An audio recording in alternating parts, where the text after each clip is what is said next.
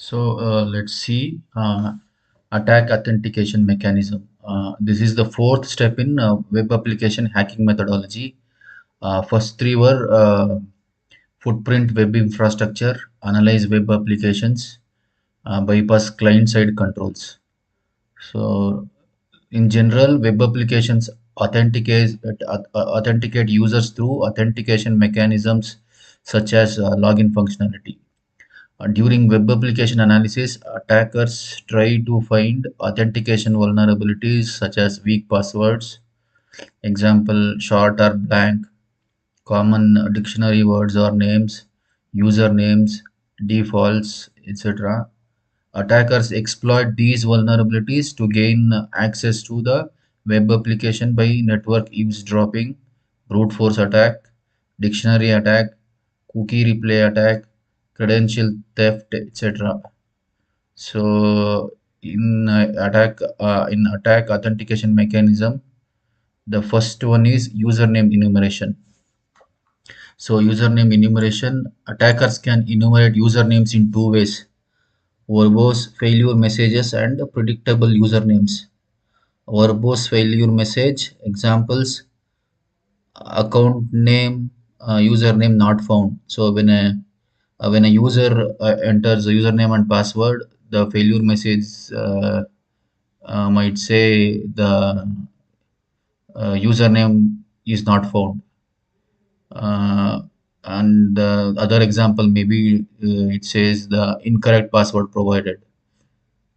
So by that the attacker will come to know the username that he has entered is correct. Only the issue is with the password. Similarly, account username has been logged out.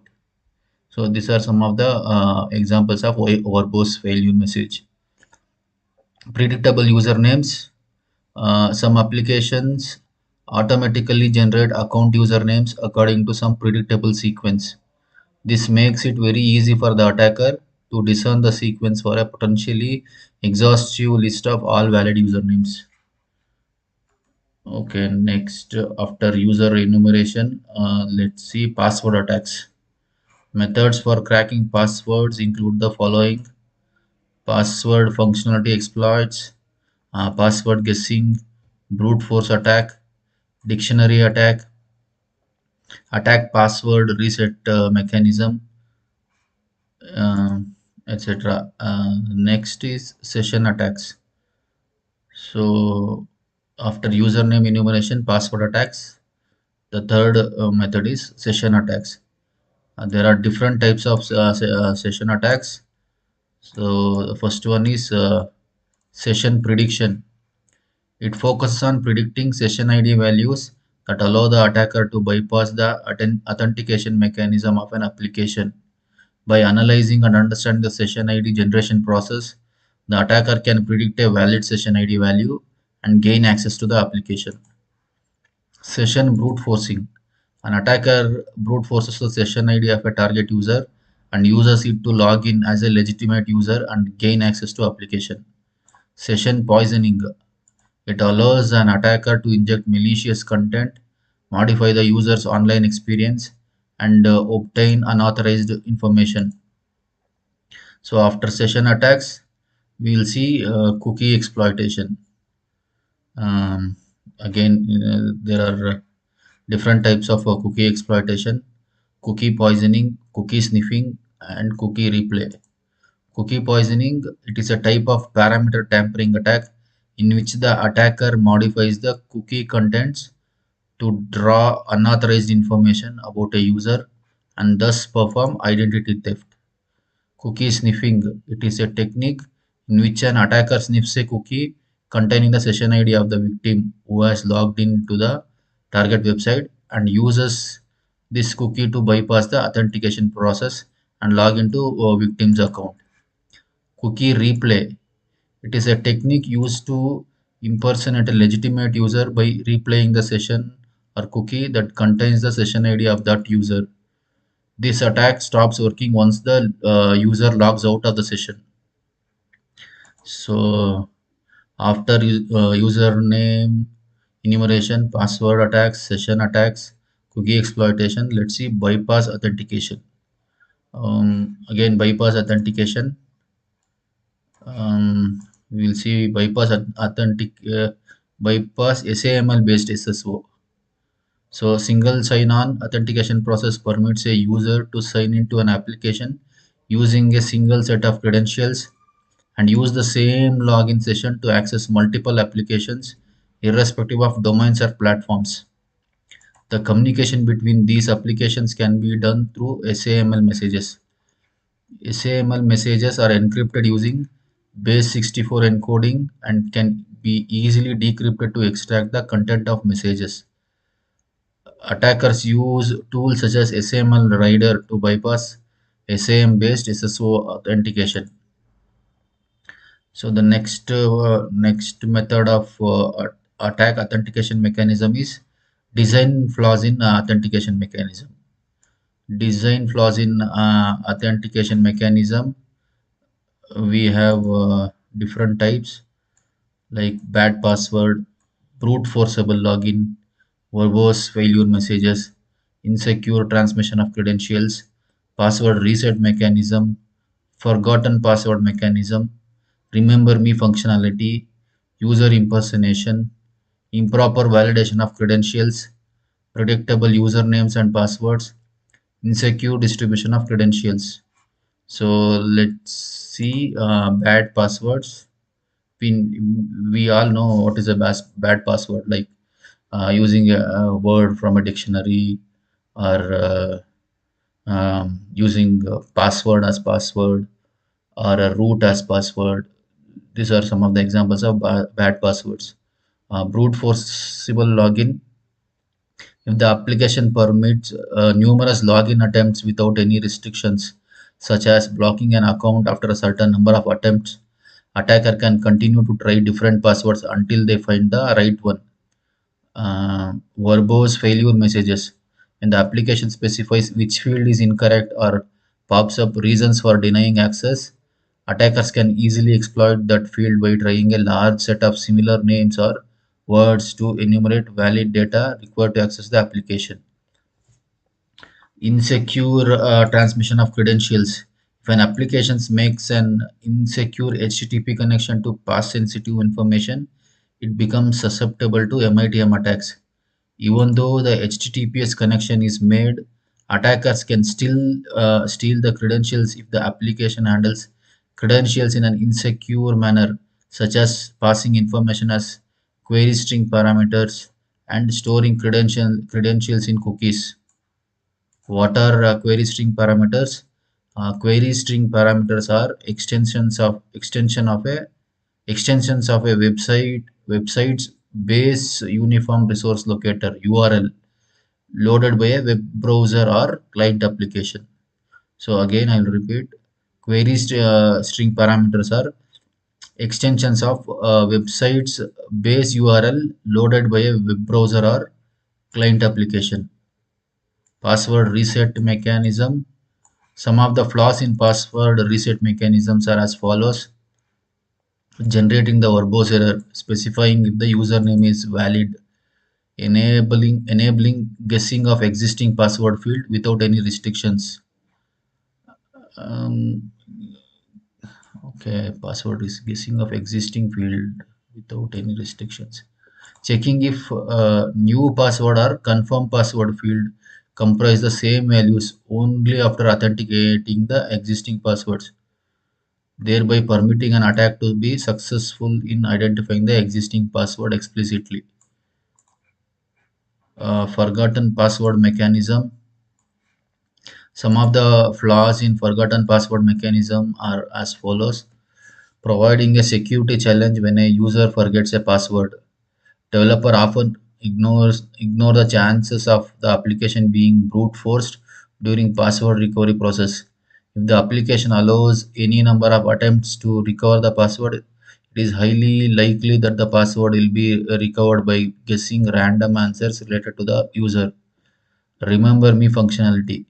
This mechanism is often vulnerable because the user can be attacked from both a local computer and users on other machines.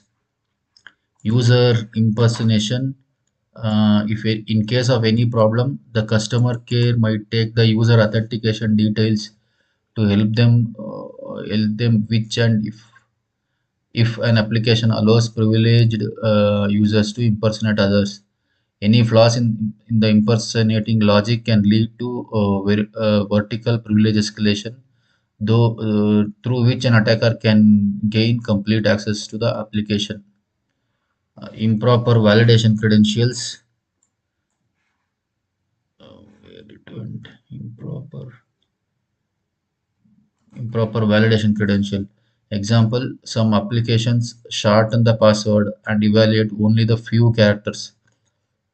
Few applications check for case insensitive passwords, and others perform unusual character stripping before password checks. Unusual characters stripping before password checks. Predictable usernames and passwords. A few applications produce usernames automatically based on a predictable sequence. Sometimes the user list is created all at once or in the form of groups, and all these users' initial passwords are distributed via some sources. The sources for creating passwords can allow the attacker to guess the passwords of the user. Such vulnerabilities are often triggered within an intranet environment. Insecure distribution of credentials.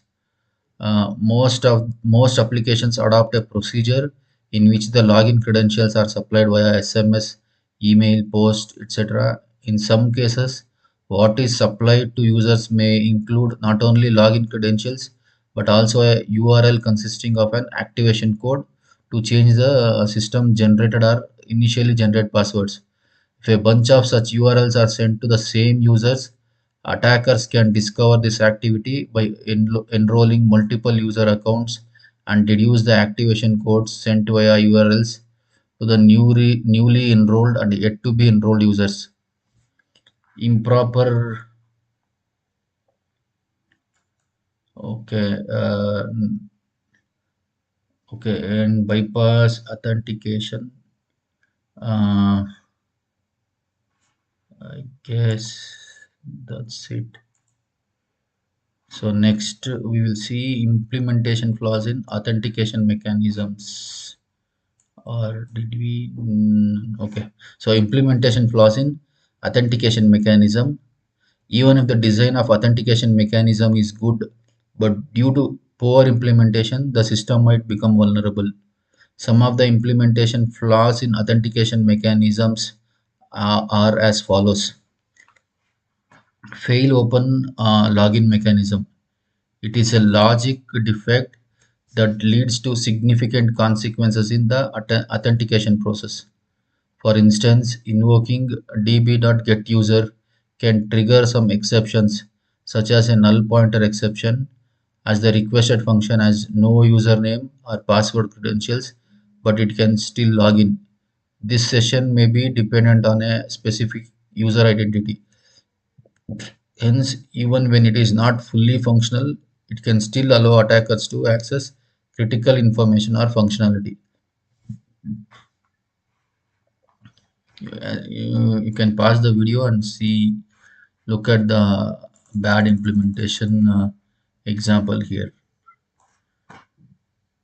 Next is flaws in multi-state login functionality.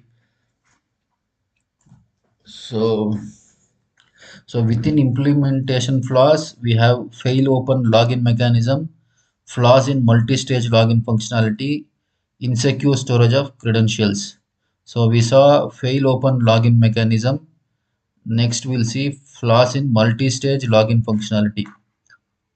Multi-stage login functionality is an advanced security mechanism for user and password-based login models. This login method is performed in three stages: username and password entry, a challenge for certain input digits or memorable characters, and value submissions disclosed on changing a physical token. The first stage involves users validating themselves with their username or other valid input, and remaining stages carry out different validation checks. Such validations often come with different vulnerabilities known as logic defects.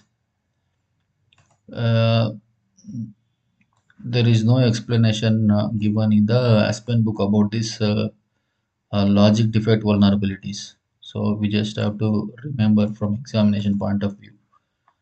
Okay, after fail open login mechanism, flaws in multi-stage login functionality. Let's see insecure storage of credentials. So although an application may have no inherent flaws, it can make itself vulnerable by storing a login credential in an insecure way, like storing in a database without encrypting it. So next we will see username enumeration. If a login error states which of the username or password is incorrect, that field can be guessed using trial and error method. Next, password attacks, password functionality exploits. Password, so in password attacks, we have password changing, password recovery, remember me exploit. So password changing, determine the password change functionality within the application by spidering the application or creating a login account. Try random strings for the old password, a new password and confirm the new password fields, and analyze errors to identify vulnerabilities in the password change functionality. Password recovery. Forgot password features generally present a challenge to the user. If the number of attempts is not limited, an attacker can guess the answer and solve the challenge successfully with the help of social engineering. Applications may also send a unique recovery URL or existing password to an email address specified by the attacker if the challenge is solved. Remember me exploit. Remember me functions are implemented using a simple persistent cookie such as remember user is equal to JSON, or a persistent session identifier such as remember user is equal to ABY112010. Attackers can use an enumerated username or predict the session identifier to bypass authentication mechanism. Password attacks, password guessing. To guess passwords, attackers use techniques such as password list and password dictionary. So the tools used to crack the password or password guessing or crack the password is specified in the Aspen book, that is THC Hydra. So THC Hydra, we just have to give the command Hydra minus uppercase L, provide the file where the username list is listed in the text file, and then hyphen P password list in a text file. Provide the name and path of a file which contains the list of a password, and then the source IP. So by this way we can the THC Hydra can uh, determine the username and password. In this example, as you can see in the screenshot, the login or username is Martin and the password is Apple. Password attacks, brute forcing. This is a well-known attack, so no need to explain. Password cracking tools. So Burp suit is given as an example in the Aspen book. So Burp suit, intercepting proxy, application aware spider, web application scanners are some of the different modules. Similarly, intruder tool, repeater tool, sequencer tool, some of the other tools in the Burp suite. Um, Web application scanner means this is for automating the detection of numerous types of vulnerabilities. So using web application scanner, we can determine the vulnerabilities of the web application. Intruder tool for performing customized attacks to find and exploit unusual vulnerabilities. Repeater tool for manipulating and resending individual requests. Sequencer tool for testing the randomness of session tokens. Next, password attack password reset mechanism. Um, and then next is session attacks. Session ID prediction brute forcing. Attackers try to exploit the session ID mechanism by guessing the session ID after collecting some valid ones. Randomness is essential to avoid prediction. Cookie exploitation, cookie poisoning. Um, Cookies can contain session-specific data such as user IDs, passwords, account numbers, links to shopping cart contents, supplied private information, and session IDs. They exist as files stored in the client computer's memory or on its hard disk. By modifying the cookie data, an attacker can often gain escalated access or maliciously affect the user's session. Many sites offer the remember me function and store the user information in a cookie so that the user does not have to re-enter the data with every visit to the site. Any private information entered is stored in a cookie. To protect cookies, site developers often encode them. Encoded cookies give developers a false sense of cookie security as the encoding process can easily be reversed with decoding methods such as base64 and rot13. Cookie exploitation tools. We have wasp zap as a cookie exploitation tool, and then next one is bypass authentication. Bypass SAML based SSO, security assertion markup language. SAML means security assertion markup language. Identity provider IDP is a third party organization that maintains the directory of users and their authentication mechanism. Service provider SP that hosts a service. The user has an account at IDP and wants to use a service from the service provider.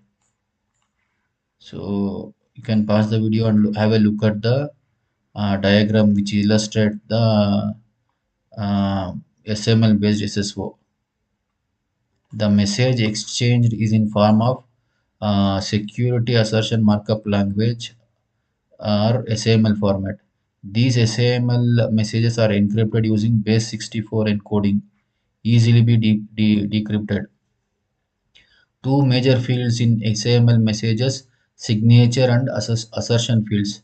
Signature is between SP and IDP. As already told, SP is the service provider, IDP is the identity provider. Assertion is between uh, users, between the assertion is between users and identity provider. Assertion is used to direct the SP on providing application service to the valid users. Attackers use tools such as SAML Rider to bypass SAM-based SSO authentication. SAML Rider is a Burp Suite extension used for SAML infrastructure setting. It can be used to perform two core operations, modifying SAML messages and managing X509 certificates. This security assertion markup language can be installed by going to B App Store tab in Burp Suite. So next we'll see attack authorization schemes in the next video.